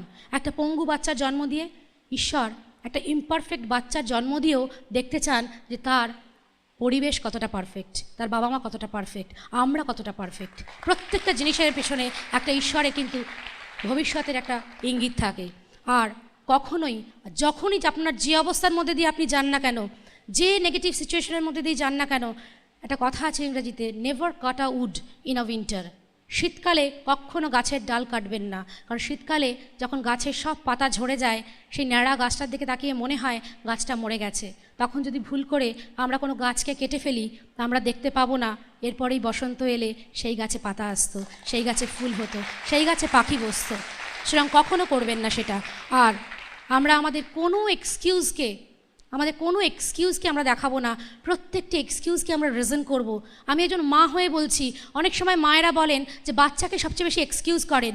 আমি এভাবে বলি, দেখুন আমার একটা মেয়ে আছে, আজকে যদি আমার একটা ছেলে থাকতো, পরে তার থেকে ছোট কি আরেকটা সন্তান থাকতো, তার শরীর খারাপ হলে, তার অসুখ হলে সে যখন কাঁদতো, আমি কি বলতাম দাঁড়া তোর দিদিকে আগে লেখাপড়াটা করিয়ে নি, দাঁড়া তোর দিদির আগে পরীক্ষাটা শেষ হোক, তারপর তোকে ডাক্তারের কাছে নিয়ে যাব? না। আজকে এই ব্যবসাটাও কিন্তু আমার সেকেন্ড চাইল্ড, আপনার সেকেন্ড চাইল্ড, আপনাদের আরেকটি সন্তান। সে যখন ছোট্ট, সে যখন অসুস্থ, সে যখন মা মা করে ডাকছে, তখন কেন আমরা মায়েরা আমাদের অন্য বাচ্চার এক্সকিউজ দেখাবো? এও তো আমার সন্তান, এবং এ আমার এমন সন্তান যে কিনা, দেখুন আজকে যদি আমার একটা সেকেন্ড চাইল্ড থাকতো, আমি জানি না তার উপর আমি কতটা ভরসা করতে পারতাম, কিন্তু আজকে আমার এই সেকেন্ড চাইল্ড মাত্র 3 বছরের বাচ্চা, তার এতটা ক্ষমতা যে সে সারা জীবন তার এই বাবা মাকে দেখবে, সারা জীবন তার এই দিদিকে দেখবে, জেনারেশন আফটার জেনারেশন। সো এইরকম একটা বিজনেস, মানে জাস্ট আমি বলবো যে জাস্ট ডু ইট। এবং এ বলে আমি শেষ করছি, কিন্তু একটা কথাই বলে দিই যে এটা কিন্তু শেষ নয়, এটা জাস্ট শুরু, আমাদের আরও অনেক পথ চলতে হবে। And over to my diamond husband Kiriti. It was really awesome. আর আমার মনে হয় এইটুকু হাততালি শাশ্বতের প্রাপ্য না। Give a big hand. So okay, now এবার আমার স্টোরি ভীষণ সিম্পল। আমি একখানা লোয়ার মিডিল ক্লাস ফ্যামিলিতে জন্ম নিয়েছিলাম। মানে ছোটোবেলা থেকেই যা যা এক্সপেক্ট করি সমস্ত কিছু হয়তো হয়ে উঠতো না। ইনফ্যাক্ট আমি দেখতাম আমার বাবা ভীষণ ভীষণ বিলিভ করতেন অনেস্টিতে, অ্যান্ড হি ওয়াজ অনেস্ট। এবং আমার একখানাই জীবনে ছিল যে ছোটোবেলা থেকে বাবাকে দেখেছিলাম সামনে কিভাবে উনি আস্তে আস্তে তৈরি হচ্ছেন। তো দ্যাটস ওয়াই উনি এখানে সরকারি কনসার্নে চাকরি করতেন এবং ভালো পোস্টেই চাকরি করতেন, খুব একটা খারাপ নয়। কিন্তু আমি দেখতাম যখনই আমি আমার বাবার অফিসের সাবঅর্ডিনেটদের বাড়িতে যেতাম, সেইখানে দেখতাম যে তাদের নিজস্ব বাড়ি, টিভি আছে, ফ্রিজ আছে, ওয়াশিং মেশিন আছে। আমার মাথায় একখানাই কোশ্চেন শুধু আসতো যে এরা তো বাবার নিচে চাকরি করে, তাহলে এদের বাড়িতে এই সমস্ত জিনিস আছে, অথচ আমার বাবা ওপরে চাকরি করেও কেন নেই? তো ছোটোবেলায় এই কোশ্চেনটা আমার মাথায় আসতো বলে একদিন আমি বাবাকে জিজ্ঞেস করলাম, বাবা আমার বাড়িতে এই জিনিসগুলো কেন নেই যেটা তোমার নিচে যারা চাকরি করে তাদের বাড়িতে আছে? বাবা একখানা কথাই বলেছিল, সেটা হচ্ছে এই, কিরিটি সারা জীবন যখন মাথা উঁচু করে চলতে চাইবি না, জীবনে কিছু ছোট ছোট জিনিস তোর চোখে পড়বে না, because you have to be honest. So এইরকম ভ্যালু সিস্টেম আমার বাড়িতে ছিল। হ্যাঁ, অবভিয়াসলি হয়তো সমস্ত কিছু পেতাম না, আমাদের খাওয়া থাকা পড়ায় কোনো অসুবিধে ছিল না, বিলিভ মি কোনো অসুবিধে ছিল না, ভীষণ ভালোই ছিলাম, মোটামুটি সবই চলছিল। কিন্তু আমাদের সবচেয়ে হয়তো টাফ টাইমটা আমাদের ফ্যামিলির ক্ষেত্রে আসতো বছরে একবার, যেটা হয়তো বছরে সবার আনন্দের দিন, সেটা হচ্ছে পুজোর সময়। সবার নতুন জামা কাপড় হবে, সমস্ত কিছু হবে। তো আমি বাড়িতে মেজো ছেলে, আমার ওপরে দাদা, নিচে বোন, এবং প্রত্যেক বছরেই আমরা একটাই কনক্লুশনে আসতে পারতাম, সেটা হচ্ছে এই, এবছর শুধু বোনের হলেই চলবে, আমাদের যখন দরকার পড়বে তখন আমরা আমাদের জামা কাপড় কিনে নেব। এইভাবে করেই চলেছিল। আস্তে আস্তে আস্তে আস্তে পড়াশোনায় খুব একটা খারাপ ছিলাম না, পড়াশোনাটা করতাম, করতে করতে যথারীতি ইঞ্জিনিয়ারিংয়ে চান্স পেয়েছিলাম, সেটা আমার একটা স্বপ্ন ছিল। তো যেদিন ইঞ্জিনিয়ারিং আমি লিস্টে দেখলাম কিরিটি দাশগুপ্তর নামটা দেখা যাচ্ছে, তো I was very excited. Exactly যেদিন প্রথম এই বিজনেসটা হাতে পাই, অলমোস্ট এরকম। তো আমি তো দৌড়তে দৌড়তে সব বন্ধুবান্ধবদের খবর দিতে চলে গেছি যে আমি ইঞ্জিনিয়ারিংয়ে চান্স পেয়ে গেছি, আমার স্বপ্ন এবার সফল হতে যাচ্ছে, তো আমি ইঞ্জিনিয়ারিং পড়তে যাব। তো আমি যতটা দৌড়ে গিয়েছিলাম তার থেকে দৌড়ে বাড়িতে আসছিলাম, কিন্তু জানলার সামনে এসে আমি একদম স্ট্যান্ড স্টিল হয়ে যাই। কেন না, দেওয়ালের ওপাশে বাড়ির ভেতরে বাবা, দাদা আর মা বসে আলোচনা করছিলেন যে কিরিটি যদি ইঞ্জিনিয়ারিংয়ে পড়াশোনা করে তাহলে অন্তত 500 টাকা মাসে লাগবে, যেটা বিয়ার করা খুব ডিফিকাল্ট, কারণ বাবা তখন রিটায়ার্ড। আমাদের ইভেন এরকম অবস্থা, নিজস্ব বাড়ি তো কিছু নেই, একটা ভাড়া বাড়ি করবো যে সেটারও সামর্থ্য ছিল না। অ্যান্ড দ্যাটস ওয়াই আমরা কোয়ার্টারটা পর্যন্ত ছাড়তে পারিনি তখনও, এবং ওখানেই ছিলাম, এবং যার ফলে বাবা তখনও কোনো টার্মিনাল বেনিফিটসই হাতে পাননি। আর আমার দাদা মাত্র 800 টাকা মাইনের একটা চাকরি করতেন। কিন্তু দাদা একটাই কথা বলেছিল যে আর যাই হোক কিরিটিকে পড়তেই হবে, দরকার পড়লে আমাদের অনেক কাট শর্ট করতে হবে, কিন্তু কিরিটিকে পড়তে হবে। সো আমি ইঞ্জিনিয়ারিং কলেজে চলে যাই। 4 বছর 3খানা শার্ট 3খানা প্যান্ট নিয়ে আমি ইঞ্জিনিয়ারিং কলেজ কমপ্লিট করি। এবং বিলিভ মি ইঞ্জিনিয়ারিং কলেজে আমার জিন্সের প্যান্ট ছিল, ওই জিন্সের প্যান্ট আর আমি ইঞ্জিনিয়ারিং কলেজ থেকে বেরিয়ে জীবনে পরিনি। কেন তখন জিন্সের প্যান্ট পরতাম? এই কারণে যে নোংরা হোক, ছিঁড়ে যাক, ওটা দিয়ে অনেক দিন কাটানো যায়, রাইট। তারপরে থেকে আর একদিন আমি জিন্সের প্যান্ট পরিনি, কারণ ওটা আমার গরিবত্বের নিদর্শন ছিল। তো এইভাবে করেই 4th ইয়ার যখন কমপ্লিশনের মাথায়, তখন যেটা হয় ক্যাম্পাস ইন্টারভিউ, মানে সমস্ত কোম্পানিজের লোকজন আসবে, তো সেখানে ইন্টারভিউ হবে। তো ইন্টারভিউতে প্রেজেন্টেবল হতে হবে, এখানে ড্রেস কোড অবভিয়াসলি থাকে। সো এখানে লাইট কালার শার্ট, এখানে ডার্ক কালারের প্যান্ট, একটা টাই, একটা শু লাগবে, মোটামুটি একটা খরচ আছে। সো অবভিয়াসলি এটা লাগবে, আদারওয়াইজ তো আমি চাকরি পাবো না। তো আমি বাড়িতে গিয়ে বললাম, তো দাদা আমাকে এমন একটা দোকানে নিয়ে গিয়েছিলেন যেইখানে দাদার চেনা জানা ছিল, যারা সেই মুহূর্তে দাদার থেকে পয়সা চাইবে না। তো ওই ভদ্রলোক যখন জামা কাপড় দেখাচ্ছিলেন, প্যান্টের পিস, শার্টের পিস, আমি বলছিলাম আরও কম দামের দেখান, দাদা বলছিল এটা নে এটা নে। দুজনের মুখেই হাসি ছিল, কিন্তু ভেতরে দুজনেরই কাজ ছিল। কেন? ভাই নিতে পারছে না, দাদা দিতে পারছে না। সো এই জিনিসটা হচ্ছিল। এবং ইনফ্যাক্ট আমি যখন যেই শার্ট আর প্যান্টের কাপড়টা চুজ করি, সেই দোকানদার বলেছিল যে আপনি এটা নিচ্ছেন বটে, কিন্তু এক ধোয়ার পরে আমি দোকানদার হয়ে বলছি এই জামার পিসটা আর প্যান্টের পিসটা থাকবে না। তো দাদা বললো কিরিটি আরেক মানে এটা থেকে একটু দামি নে। আমি একটাই কথা দাদাকে বলেছিলাম, সেটা হচ্ছে দাদা তুই কোনো চিন্তা করিস না, এই শার্টটা আর এই প্যান্টটা ধোয়ার দরকারই পড়বে না, তার আগে আমি চাকরি পাবো। And I got the job. কারণ I was running for a life. I was running for a life. চাকরিতে পাই, চাকরিতে ওইখান থেকে ইন্টারভিউর পরে ফাইনাল একটা ইন্টারভিউ হয়, দুটো মাত্র কোশ্চেন করা হয়েছিল আমাকে। ফার্স্ট কোশ্চেনটা ওইখানে ম্যানেজিং ডিরেক্টর কোশ্চেন করছিলেন, সমস্ত জিএমরা বসেছিলেন। ফার্স্ট কোশ্চেন হচ্ছে তোমাকে যদি আগামী 5 বছর 2000 টাকা করে মাসে মাইনে দেওয়া হয় তুমি কি থাকবে? সো আমি একটাই কথা বলেছিলাম, I am here for a job, not for a charity. So বাকি জিএমদের তো চোখ কপালে উঠে গেছে, এই ছেলেটা বলে কি, আস্পর্ধা দেখেছো? সেকেন্ড কোশ্চেন সেটা হচ্ছে এই কনসার্নটা তোমার ডিগ্রি আছে ইলেকট্রিক্যাল, এই কনসার্নটা পুরো মেকানিক্যাল, 98% মেকানিক্যাল, মানে আমাদের বিজনেসে 98% অ্যাটিটিউডের মতো। আর তুমি অ্যাজ এ ইলেকট্রিক্যাল ইঞ্জিনিয়ার তোমাকে যদি প্রোডাকশানেই আমাদের লোক লাগবে, প্রোডাকশানে যদি তোমাকে দেওয়া হয় তুমি কি করবে? আমি বলেছিলাম যে আমাকে প্রোডাকশানে দিয়ে দিন, আপনার কনসার্নের ইয়াংগেস্ট প্রোডাকশন ম্যানেজার হয়ে আপনাকে আমি দেখিয়ে দেবো। জাস্ট দুটো কোশ্চেন ছিল, এই দুটো অ্যান্সার। বাকিরা যখন ভাবছে যে ছেলেটা চাকরি পেলো না, and I got the job. আর বিলিভ মি, সেই কোম্পানির ইয়াংগেস্ট প্রোডাকশন ম্যানেজার রিটায়ার্ড আজকে। সমস্ত কিছুই ঠিকঠাক চলছিল, কিন্তু সামহাও প্রতি মুহূর্তেই আমাদের কিন্তু কিছু না কিছু করার একখানা ইচ্ছে প্রচণ্ড ছিল। বিজনেস আমাদের চাই, বিজনেস বিজনেস বিজনেস বিজনেস। কেন? ভীষণ গরিবত্ব আমরা দেখেছি, চাকরি করেও বুঝতে পারছিলাম সেটা হবে না। কারণ যেদিন ওই যে বললাম না দাদার গল্প, জামা কাপড় কিনে দাদা রাত 12টার সময় বাড়ি ফিরেছিল। 12টার সময় বাড়ি ফিরেছিল, অন্ধকারে আমি আর দাদা চুপচাপ বসে আছি, সামনে কিছু দেখা যাচ্ছে না, পুরো অন্ধকার। আর আমাদের মনে হচ্ছিল যে আমাদের জীবনের অন্ধকার কবে শেষ হবে। আর সেই দিন আমি আর দাদা একটাই ডিসিশন নিয়েছিলাম যে আজকে হয়তো আমরা অনেক কিছু অ্যাফোর্ড করতে পারছি না, অনেক কিছুই করতে পারছি না, এইটা কি লজ্জার? না, পারছি না, কি করব? লজ্জার নেই। কিন্তু সারা জীবন এখানে পড়ে থাকবো, এইটা হচ্ছে লজ্জার। সারা জীবন ওখানে পড়ে থাকবো না, উঠে আসতে হবে আমাকে, ঘুরে দাঁড়াবো। সো সেই জন্য নিজেকে কিছু একটা করতে হবে, and I have to be prove. Kiriti Dasgupta never born to be second.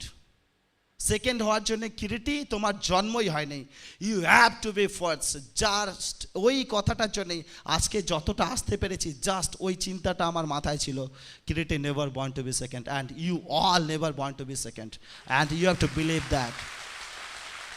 So এই করেই আস্তে আস্তে আমি খুঁজছিলাম, অপরচুনিটি পেয়েও গেলাম।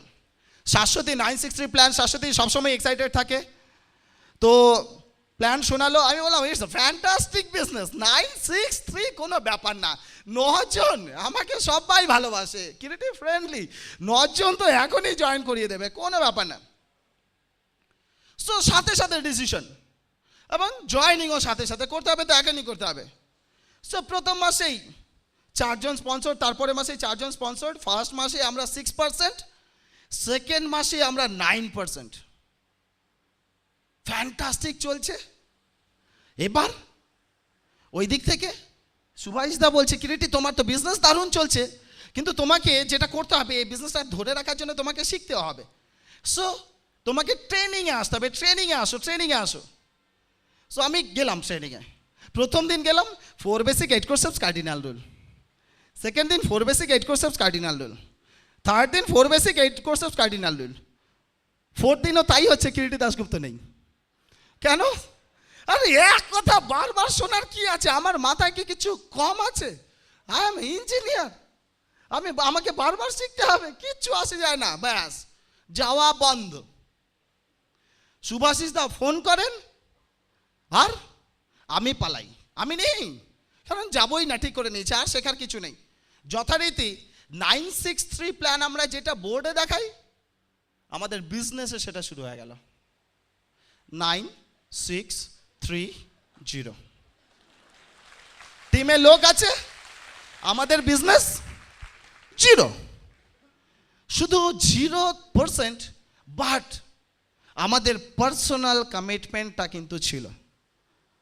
আর ওই পার্সোনাল কমিটমেন্টটাই আজকে আমি বুঝতে পারি, সেটাই কিরিটি আর শাশ্বতীর এই বিজনেসের সাথে রিলেশনটা ছিল, যার জন্য কিরিটি শাশ্বতী এই বিজনেস ছেড়ে চলে যেতে পারেনি। সো পার্সোনাল কমিটমেন্ট, আমার হাতে যেটা আছে আমি ওটা পারবই। সো এবার তো প্যারাডাইম শিফট হয় কিভাবে? ওই শাশ্বতী যেটা বললো 3% পিকনিকে যাওয়ার কথা, আমি সেই দিন লাস্ট দিন এডিসিতে গেছি, ডিসেম্বর 31 ডিসেম্বর এডিসিতে গেছি, সববার পিন চেঞ্জ হয়েছে। শুভাশিস দার সেবার পিন চেঞ্জ হয়েছে, দেবাশিস দার পিন চেঞ্জ হয়েছে, দেবাশিস এন্ড মিতা সরকার, অনিরুদ্ধ দার পিন চেঞ্জ হয়েছে, সবার পিন ওপর দিকে উঠেছে, আমার পিনও চেঞ্জ হয়েছে একদম নিচের দিকে। সো আমি পেছনে এক জায়গায় একা, সবাই আনন্দ করছে, ইভেন শাশ্বতী সেদিন যেতে পারেনি, আমি একা গেছি, সবাই আনন্দ করছে, আমি পেছনে এক জায়গায় দাঁড়িয়ে আছি আর ভাবছি, গড হোয়াই ইটস মি, কেন আমার সাথে এইরকম, কেন আমার উল্টো দিকে সমস্ত কিছু জিজ্ঞেস করছিলাম। ভগবান কোনো উত্তর দেননি, কারণ রং কোশ্চেনের কোনো অ্যান্সারই হয় না, কোনো অ্যান্সারই হয় না। ব্যাপারটা হচ্ছে, জেসাসকে যখন ক্রুশে বিদ্ধ করা হয়েছিল, জেসাসও বলেছিলেন, গড হোয়াই ইটস মি, কেন আমাকে? ভগবান কিন্তু জেসাসকে বাঁচাতে আসেননি। কেন? জেসাসকে ভগবান করার ওটাই ছিল প্রসিডিওর, দ্যাটস ওয়াই। সো ওই জায়গাটায় আমার প্রথম মনে হয়েছিল হচ্ছে, ইয়েস ভগবান আছেন। কিভাবে ফিল করতে পারলাম? একা একা পেছনে দাঁড়িয়েছিলাম, সবাই আনন্দ করছে, হঠাৎ করে দেখলাম পেছনে আমার পিঠে একজন লোক হাত রাখলো, ঘুরে দেখলাম লম্বা একটি লোক, আর একটাই কথা বললেন যে কিচ্ছু হয়নি কিরিটি, আবার থেকে শুরু কর। And that was Asitabh Dutta. Just তখন বুঝতে পারলাম যে আর চিন্তা নেই, দুধ চলে এসে। বাড়িতে গিয়ে শুভাশিস দাকে ফোন, শুভাশিস দা একই কথা বললেন, আবার শুরু করো। কেন? এই কারণেই আমি ভেবেছিলাম যে আমি ভীষণ ম্যাচিওর্ড হয়ে গেছি এই বিজনেসে। বিলিভ মি, 21 বছর বয়স হলেই ম্যাচিওর্ড হওয়া যায় না। Maturity is a continuous process, ওটা কন্টিনিউয়াসলি চলতে থাকবে। আমি একটা জায়গায় গিয়েই, দুটো মিটিংয়ে গিয়েই আমি ভেবেছিলাম যে আমি সব জেনে গেছি, এবং সেই জন্যেই এত অন্ধকার। এবার আমি তাড়াতাড়ি অন্ধকার সরাবো, কিভাবে অন্ধকার সরাবো ওটার পেছনেই লেগেছিলাম, কিভাবে অন্ধকার সরানো যায়। একটা জিনিস ভুল ভেবেছিলাম, বুঝতে পারিনি, সেটা হচ্ছে যদি অন্ধকার সরাতে হয়, অন্ধকার সরানো যায় না, একটা আলো জ্বালাতে হবে। আমার জীবনে যেটা ছিল না সেটা হচ্ছে একটা আলো। সেই আলোটা কে দিয়েছে? ব্রিট টিচিং সিস্টেম। জাস্ট সিস্টেমের সাথে প্লাগ করে জীবনের সমস্ত আলো, আমি ওই দিন থেকে আমি একটাই ডিসিশন নিয়েছিলাম যে জীবন যদি আলো করতে হয়, ব্রিট সিস্টেমের আলো ছাড়া পাওয়া যাবে না। কারণ বিলিভ মি, প্রত্যেকটা লোকের মধ্যেই কিন্তু সেই জ্যোতিটা আছে। আপনি যদি নিজেকে একটা বাল্বের সাথে তুলনা করেন, আপনার বাল্ব, ওয়্যারিং সমস্ত কিছুই আছে, জাস্ট কোন জিনিসটা করতে হবে? সুইচটাকে অন করতে হবে, পাওয়ারটা দিতে হবে, and that power is Brit teaching system. ওর বাইরে থেকে কিছু করা যাবে না, কারণ আমি নিজে কি করতে পারি সেটা তো আমি দেখে নিয়েছি। বিলিভ মি, আমি এখনো বিশ্বাস করি যে আমার ব্রেইন মাত্র 2 বার ঠিকঠাক কাজ করেছে, মাত্র 2 বার। প্রথমবার যখন শাশ্বতী বিজনেস প্ল্যানটা শুনে এসে বলে কিরিটি অসাধারণ বিজনেস আছে, আমি না বলিনি। আর সেকেন্ড বার সেই 98 ডিসেম্বর করব, যা বলে তাই করব, 6 মাস করব, 6 মাসে যদি না হয় ছেড়ে দেবো, কিন্তু জাস্ট 6 মাসে উই বিকেম সিলভার, জাস্ট 6 মাসে।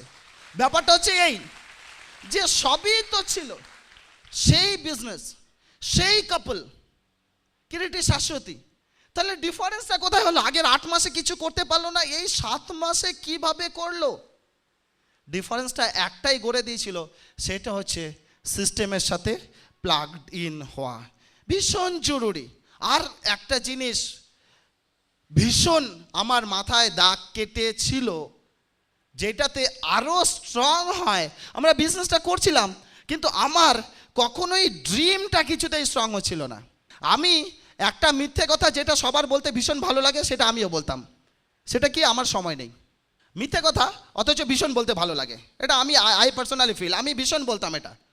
সো একদিন আমি অফিসে গিয়েছি, অফিসে আমার জিএম, যে আগে 26 বছর ধরে ওই কনসার্নে চাকরি করেছে, সেখানে উনি বসেছিলেন আমার পাশে। হঠাৎ বলেন, কিরিটি শরীরটা না ভীষণ খারাপ লাগছে। সেই জিএম এমন ছিলেন যে সকালবেলা একদম আসতেন, রাত্রেবেলা যখন অফিস বন্ধ হতো দরজা টরজা তখন যেতেন। ভীষণ কাজ পাগল লোক ছিলেন। তো উনি বললেন শরীর খারাপ লাগছে। আমি বললাম স্যার আপনি চলে যান। ওই যে দেখা হয়েছিল, উনি বাড়ি চলে গেছিলেন, তারপর আমার দেখা হয়েছিল শ্মশান ঘাটে, জাস্ট একবেলার মধ্যে ফিনিশ।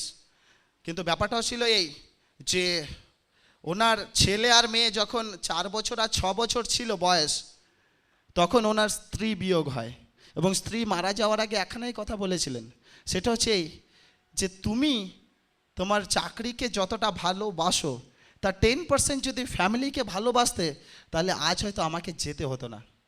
এই কথাটা বলে উনি গিয়েছিলেন। এবং এই 26 বছর বয়সে যখন ভদ্রলোক চাকরি করার পরে ভদ্রলোক মারা যান, মেয়ের বয়স 18, ছেলের বয়স ওই 15-16, 1 মাসের মধ্যে এখানে ঘটনা ঘটে।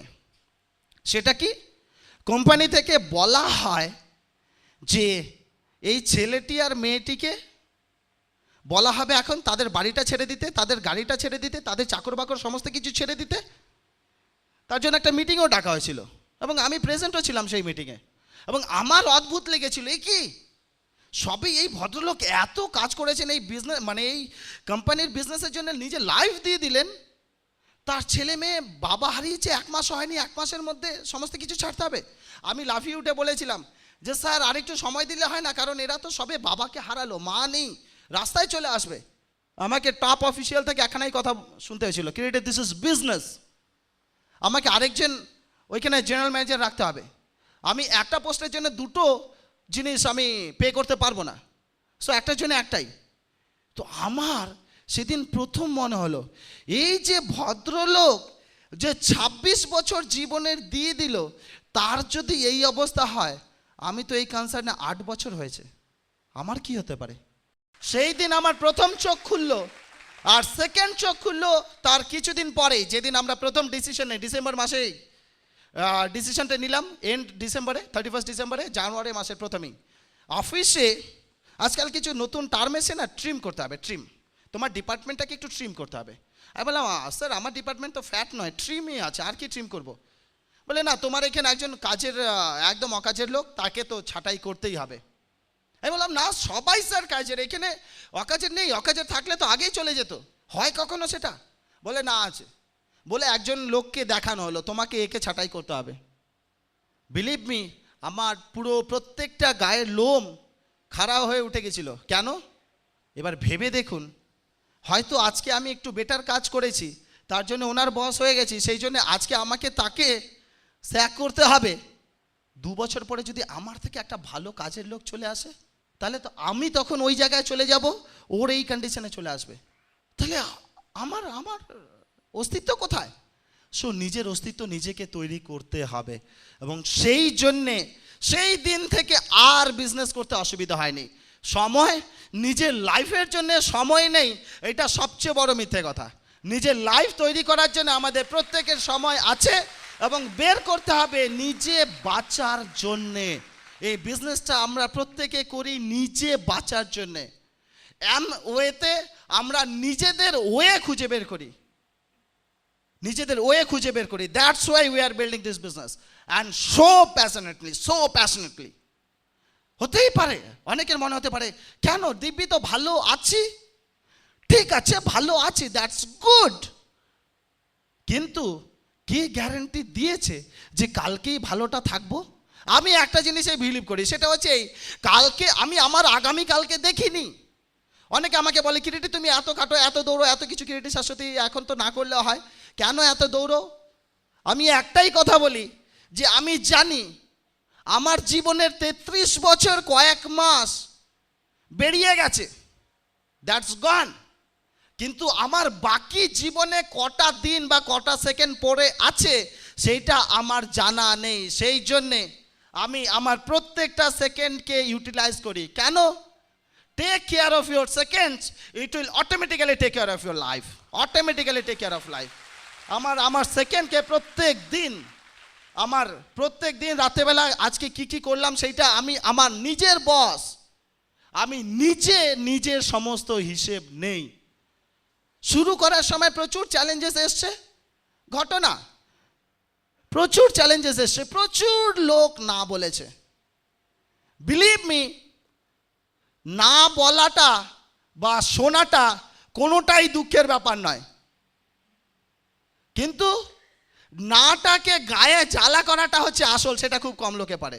আমি একটা জিনিসই বলি যে এই যে কিছু লোক আমাকে না বলেছে যে এই বিজনেসটা করবে, এটাই যথেষ্ট কারণ আমার বিজনেসটা করার জন্য। কারণ আমাকে তো সেই লোকগুলোকে দেখাতে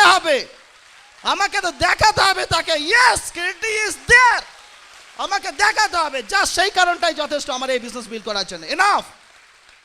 হ্যাঁ, আমি তাদেরকে ইউজ করি, ইনফ্যাক্ট আমি ইউজ করি যারা আমাদেরকে না বলেছিল। কখন ইউজ করি? ধরুন রাত 1টা বাজে, আমার ঘুম পেয়েছে, আমি কিন্তু বুঝতে পারছি আমাকে কিছু ক্যাসেট শুনতে হবে, আমাকে বই পড়তে হবে, প্রচণ্ড ঘুম পাচ্ছে। মিস্টার এক্স যে আমাকে ভীষণ হাসতে হাসতে বলেছিল, ক্রিয়েটিভ এই বিজনেসটা তো হবেই না, তুইও করিস না, বলে এরকম। তাকে ফোন করি রাত 1টার সময়, ফোন বেজে যাচ্ছে 15 মিনিট, তুলছে না। তুললো 15 মিনিট পরে হঠাৎ করে, হ্যাঁ ক্রিয়েটিভ বল কে ফোন করলে, হ্যালো ক্রিয়েটিভ বলছি, ক্রিয়েটিভ বল কী হয়েছে, ফ্যামিলিতে কোনো অসুবিধা হয়েছে, শাশুড়ি সব ঠিক আছে? বললাম না সমস্ত ঠিক আছে। তাহলে এত রাতে ফোন করলি কেন? আসলে কি করব বল, এই সময় আমার সময় হলো, আমার মনে হলো তোর সাথে একটু গল্প করা যায়। আরে 7টার সময় কি করছিলি? আরে কি করব, 7টার সময় তো সেই বিজনেস প্ল্যানটা দেখাচ্ছিলাম। ক্রিয়েটিভ আর ইউ ম্যাড, পাগল, তুই বুঝতে পারছিস না 15 মিনিট ধরে ফোন রিং হচ্ছে, আমি ফোন তুলছি না, 7টার সময় কথা না বলে রাত 1টার সময়, আমি কি পাগল হয়েছি? বলে ফোন নামিয়ে রাখলো। জাস্ট আমি ওই কথাটা শুনতে চাইছিলাম, পাগল। কারণ ওইটা আমাকে আরো 1 ঘন্টা বই পড়া ক্যাসেট শোনার ইন্সপিরেশন দেয়, ওইটা আমাকে আরো 1 ঘন্টা জাগিয়ে রাখে। তাদেরকে দেখাতে হবে, তাদেরকে দেখাতে হবে। এইভাবে করে আমি জাস্ট ওই কারণের জন্য বিজনেস করে যাই, ওই কারণটাই যথেষ্ট বিজনেস করার জন্য। প্রচুর চ্যালেঞ্জেস আসবে, সো হোয়াট, চ্যালেঞ্জ আছে বলেই তো জীবনে আমরা উঠতে পারবো। চ্যালেঞ্জকে, যেটা একটা কথা আছে ইংরেজিতে, যেটা অনেকের কাছে স্টাম্বলিং ব্লক, সেটাই আবার অনেকের কাছে স্টেপিং স্টোন। হঠাৎ করে একটা জায়গায় এসে এইবার কিভাবে পারবো, বিশাল একটা পাথর, আরেকজন এসে কি করলো, ওই পাথরের ওপর দিয়ে উঠেই পাহাড়ের ওপর চলে গেল। আমার কাছে ওটা স্টাম্বলিং ব্লক, এই বড় পাহাড় কিভাবে উঠবো, আরেকজন ওইটাকেই রাস্তা বানিয়ে চলে গেল। সিম্পল। এইখানে আমরা হাঁটতে পারবো, তাই না? হাঁটতে পারছি কেন? এখানে একটা ফ্রিকশন আছে, আমাকে কেউ আটকাচ্ছে, সেই জন্য হাঁটতে পারছি। আপনার কি মনে হয় এখানে এলওসি আর জল যদি গুলে দিয়ে দেওয়া হয় আমি হাঁটতে পারবো? চ্যালেঞ্জ আছে বলেই এগোতে পারছি জীবনে, চ্যালেঞ্জ না থাকলে জীবনে তো এগোতেই পারবো না, ওই জায়গাতেই দাঁড়িয়ে পৌঁছবো। সো চ্যালেঞ্জকে অ্যাকসেপ্ট করুন, সব সময় অ্যাকসেপ্ট করতে হবে, তারপরে দেখবেন আপনি সবাইকে ছাড়িয়ে বেরিয়ে গেছেন। যদি কিরিটি শাশ্বতী পারে, তাহলে আপনারা যে কেউ এই বিজনেস বিল্ড করতে পারেন, সো আর একটা জিনিস ভীষণ ভাইটাল, সেটা হচ্ছে এই যে প্রথমেই আমি ভাবতাম ওকে খালি স্পন্সর করব, খালি এই করব, ভীষণ এক্সাইটেড। বেসিক্যালি বিজনেসটা মানে ডিপেন্ড করে 3টে জিনিসের উপরে। ফার্স্ট হচ্ছে এক্সাইটমেন্ট, সেকেন্ড হচ্ছে নলেজ, অ্যান্ড থার্ড হচ্ছে ওয়ার্ক। এই 3টের একটা জিনিসও, এটা আমার পারসেপশন, এই 3টের একটা জিনিসও আমি বের করে দিলেও কিন্তু আমার বিজনেস গড়াবে না। 3টে জিনিসই ভীষণ ভাইটাল। কেন আমি এক্সাইটেড? আমার ফিউচার সম্বন্ধে। Creative you are going to be diamond, exactly হাওয়াইয়ে থাকবো, ওটা শুনলেই আমি হাওয়াই উঠতে থাকি, আর কোনো ভার জীবনে নেই, একদম ফ্রি টু মুভ, সবসময় করতে পারি। সো এই জিনিসগুলো আস্তে আস্তে বুঝতে পারলাম যে আমাকে নলেজটাকেও প্রচণ্ড স্ট্রং করতে হবে, ব্রিড সিস্টেমকে আঁকড়ে ধরে বাঁচতে হবে, এছাড়া আমি এগোতে পারবো না। আর যখন একখানা ম্যাগনেটিক ফোর্স, ওটা একটা ম্যাগনেটিক ফোর্স নিজের মধ্যে ক্রিয়েট করে। পৃথিবীতে প্রচুর লোক আছে যারা সাকসেসফুল হতে চায়, আবার প্রচুর লোক আছে যারা সাকসেসফুল হতে চায় না, কিন্তু আপনার কাছে সেই সমস্ত লোকগুলোই চলে আসবে যারা সাকসেসফুল হতে চায়। এবং অদ্ভুতভাবে প্রথম আমরা যাদের স্পন্সর করেছিলাম, প্রথম 8 জন, ইনফ্যাক্ট 9 জন কোনো কাজ করেনি। তারপরে একটা মিটিং, ওপেন মিটিং, যেটা তীর্থঙ্কর করেছিল, সেইখানে আমরা 15 জনকে ইনভাইট করেছিলাম, 15 জনকে। টার্ন আপ করেছিল একটি কাপল, অভিজিৎ অ্যান্ড সঞ্চিতা চক্রবর্তী। আজকে ডায়মন্ড কোয়ালিফিকেশনে একটা জিনিস বুঝতে পেরেছি, সেটা হচ্ছে এই যে এই বিজনেস দিয়ে নিজের ভাগ্য করা যায়, কিন্তু এই বিজনেস দিয়ে আমি সবার ভাগ্য করে দেবো, সে যদি না চায় সেটা হবে না। সো তাকে চাইতে হবে। যেই অভিজিৎ সঞ্চিতা জয়েন করলো, সাথে সাথে আমাদের 8 নম্বর লেগ পার্থ অ্যান্ড দেবিকা দেব জেগে উঠলো, আরে ও পারছে তাহলে আমি করবো না কেন। এক্স্যাক্টলি ক্রস লাইনের সাকসেস আরেকজনকে মোটিভেট করে, সাথে সাথে সে জেগে উঠলো। 3খানা লেগ পার্থ দেবিকার ওভার, এই মাসে 4 নম্বর লেগ ব্রেক করবে। তারপরে স্পন্সরিং কিন্তু বন্ধ হয়নি, আমরা স্পন্সর করলাম Tarpan and Dalia Saha, fantastic couple, fabulous couple. দুজনেই ইঞ্জিনিয়ার, প্রফেশনালি সাকসেসফুল, জীবনে যা নর্মালি লোকের চাই, 2 বাড়ি 2 গাড়ি সবই তাদের আছে। তা সত্ত্বেও আমরা বিজনেসটা শুনিয়েছিলাম এবং বিজনেসে জয়েন করেছিল দেয়ার ডিডি, রাইট। তারপরে সোমনাথ অ্যান্ড জয়তী ব্যবর্তা। সোমনাথ ভীষণ মানে সফটওয়্যার ইঞ্জিনিয়ার, ভীষণ হাই র্যাঙ্কে চাকরি করে। ম্যাক্সিমাম সময়টাই ও বিজনেসটা শুরু পরেই ম্যাক্সিমাম সময়টাই ও ছিল ইউকে থেকে এসে দেখে ওর বিজনেস যা রেখে গিয়েছিল তার 3 গুণ হয়ে গেছে। কোন বিজনেস আপনি পাবেন বলুন তো? আপনি মালিক হয়ে আপনি নেই তো বিজনেসও নেই, কিন্তু মালিক নেই, বিজনেস মালিক এসে দেখছে যে বিজনেস 3 গুণ হয়ে গেছে। সো দেয়ার ডিডি 4 নম্বর। আমাদের 5 নম্বর লেগ গত মাসে ব্রেক করলো অসীম অ্যান্ড সোনালি, আমাদের একমাত্র ফ্যামিলির লোক যারা বিজনেসে জয়েন করতে চায়নি, কিন্তু তা সত্ত্বেও জয়েন করেছিল, নাও সিলভার ব্রেক করেছে। তারপরে দুজনের মধ্যে কম্পিটিশন প্রচণ্ড চলছে, কারা আমাদের 6th লেগ হবে।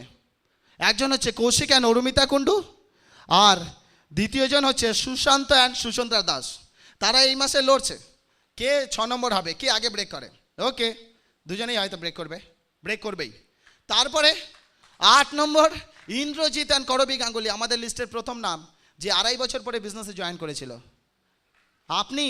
আমি একটা কথা সবসময় বলি যে 5 বছর পরে আমি এখানে আসব, আবার মিটিং হয়তো করব, আপনার সাথে দেখা হবে তো?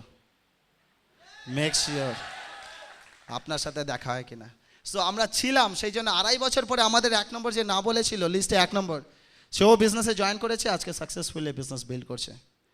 তারপরে জয়ন্ত অ্যান্ড মালবিকা, আমাদের 3rd লেগ 3 বছর ঘুমিয়েছিল। মানে বাল্মীকি কুম্ভকর্ণের নামটা যদি জয়ন্ত নামের আগে জানতে না পারতেন আর কি, তাহলে জয়ন্ত নামই হতো সামাও, কিন্তু তা সত্ত্বেও এরকম 3 বছরের ঘুম।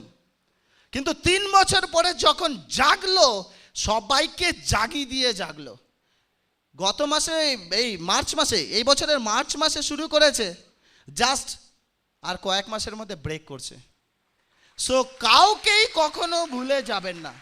আমি সব সময় বলি, আজকে যে বিজনেস হয়তো করতে পারছে না বা করছে না, সে বাঘ শুয়ে আছে, যখন লাফিয়ে উঠবে সারা পৃথিবীকে দেখিয়ে দেবে সে কি করতে পারে।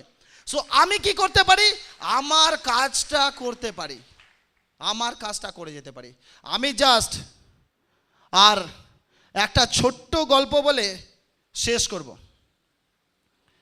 সেটা হচ্ছে শুরুতেই অবভিয়াসলি টাকার জন্যই এই বিজনেসটা জয়েন করেছিলাম।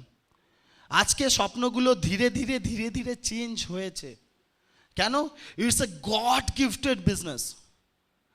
টাকা এই বিজনেসে এমারেল্ড আসার পরে একটা জিনিস বুঝতে পেরেছি, টাকা ততক্ষণ পর্যন্ত এই বিজনেসে আসে না যতক্ষণ পর্যন্ত না আমি ডিজার্ভ করি।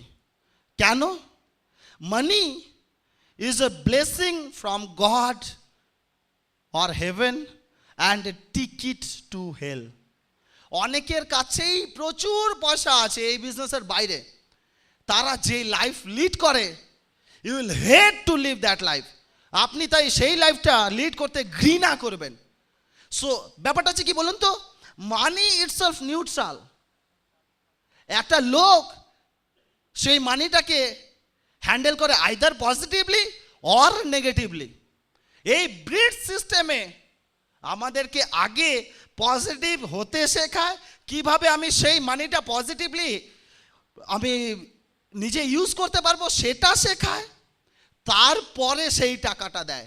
সেই জন্যে সবাই ডায়মন্ড লাইফস্টাইলের জন্য দৌড়ায়, সবাই ডায়মন্ড লাইফস্টাইলের জন্য। ডায়মন্ডের থেকে টাকা অনেকেই হয়তো বেশি রোজগার করে, কিন্তু ডায়মন্ডের মতো লাইফস্টাইল, ডায়মন্ডের মতো সম্মান পায় না সবাই। আর ছোট্ট একটা গল্প, সেটা আমার কলেজে যখন 4th ইয়ারে পড়ি আর কি। এবার 4th ইয়ারে যেটা হয় যে লাস্ট ক্লাসটা আর কিছুতেই করা হয় না। কেন? লাস্ট ক্লাস যারা করে তাদেরকে আমরা ক্ষমা ঘৃণার চোখে দেখতাম, কেন তারা ফার্স্ট সেকেন্ড হয়। হ্যাঁ, সেই জন্য এত করে আমরা ঘুমোতাম। তাই ঘুমিয়ে আছি, হঠাৎ করে দেখছি যে 3 তলা থেকে 4 জন লোক আমার দুটো হাত ধরেছে এরকম, দুটো পা ধরেছে এরকম। 3 তলা থেকে নামালো 2 তলায়। আমি তো বুঝতে পারছি, কিন্তু বুঝতে পারছি না কেন এইভাবে করে নিয়ে যাচ্ছে। যখন নিচ্ছে নিক না। 3 তলা থেকে 2 তলা, 2 তলা থেকে 1 তলা করে আস্তে আস্তে মাঠের দিকে নিয়ে যাচ্ছে। তখন আমি দেখছি যে ওরা দর করে ঘামছে, তা সত্ত্বেও মাঠের দিকে এইভাবে করে টেনে নিয়ে যাচ্ছে। তখন আমি বললাম, হ্যাঁ রে, তোরা এত কষ্ট করে আমাকে কেন নিয়ে যাচ্ছিস, এই কথাটা বল, আর কোনো অসুবিধা কিন্তু আমার নেই। ওরা বলে যে খেলতে হবে। আমি বললাম, খেলতে হবে তো এমনি বল, এমনি খেলতে যাচ্ছি, এইভাবে করে নিয়ে যাচ্ছিস কেন? বলে খেলতে হবে কিন্তু হকি। যেই হকি বলেছে সাথে সাথে আমি দৌড়। কেন? হকিতে ব্যাপারটা হচ্ছে কি, আমার হকি সম্বন্ধে সবসময় একটা ভয়, যে হকিতে যদি শুধু আমার হাতে লাঠিটা থাকে, স্টিকটা থাকে, ঠিক আছে, সবার হাতে কেন বাবা? তো ওই খেলা চলবে না। আমি বললাম, না ভাই, হকিতে আমি একদম নেই। তো নর্মালি যেটা হয় ইঞ্জিনিয়ারিং কলেজে কি হয়, প্রথমে একটু ভালো কথা হয়, তারপরে একটু খারাপ কথা হয়। সবার শেষে দেখলাম আমার শার্ট প্যান্ট নিয়ে আমি শাড়ি চুড়িদার পরা, মানে মেয়েদের সাথে কম্পেয়ার করা হচ্ছে। এবার যথারীতি মোটামুটি ইগোতে লেগে গেছে, হ্যাঁ চল খেলবো। তখন আমার আইডিয়াটা এরকম যে আমাকে যদি মাঠে নামায়, আমি স্টিকটাকে এইভাবে ধরে রাখবো সামনের দিকে, যাতে কেউ আমার আশেপাশে না আসে, সিম্পলি এক জায়গায় দাঁড়িয়ে থাকলে চলবে। তো যথারীতি ওরা বললো যে না ভাই, তোকে খেলতে হবে কিন্তু গোল পোস্টে। আমি আবার দৌড় উল্টো দিকে। বলে কেন, কি হলো, গোল পোস্টে কি অসুবিধা? আমি বললাম, ভীষণ অসুবিধে। তোমরা তো হাতে স্টিক থাকবে, এইভাবে এইভাবে করে খেলবে, আর আমি বসে বসে গুলিগুলো খাবো, ওতে আমি নেই। ও বললো যে দেখ, হকির গোল পোস্ট ছোট, তুই মাঝখানে দাঁড়িয়ে থাকলেই হবে। তখন আমার চেহারাটার একটু ভালো ছিল, এখনও ভালো আছে, strong, enough of strength is still there. তো তুই মাঝখানে যদি দাঁড়িয়ে থাকিস তাহলে তোর গায়েটায় লেগে আটকে যাবে, আর কোনো ব্যাপার না। আমি বললাম, দেখ তুই আমাকে বলছিস, তুই তো আমার থেকে 2 গুণ মোটা, তুই মাঝখানে দাঁড়া, পুরো গল্প শেষ হয়ে যাবে।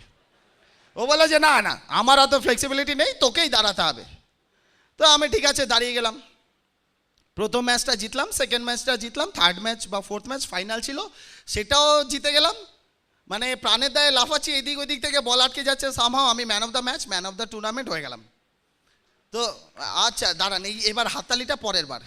তো ব্যাপারটা হচ্ছে, এই man of the match, man of the tournament আমি যে হয়েছিলাম, সেটা কিন্তু কোনো বড় কথাই না, কিন্তু কারণ সেটা আমার জীবনে কোনো মানেই রাখে না। ইনফ্যাক্ট ওই প্রাইজ দুটো কোথায় গেছে তাও জানি না। আমার মেয়ে কিছুদিন আগে খেলতো, কিন্তু ওই ম্যাচটা, ওই টুর্নামেন্টটা থেকে আমি যেটা শিখেছি, সেটা আমার জীবনে বহু জায়গায় প্রচুর কাজে লেগেছে, স্পেশালি ইন দিস বিজনেস।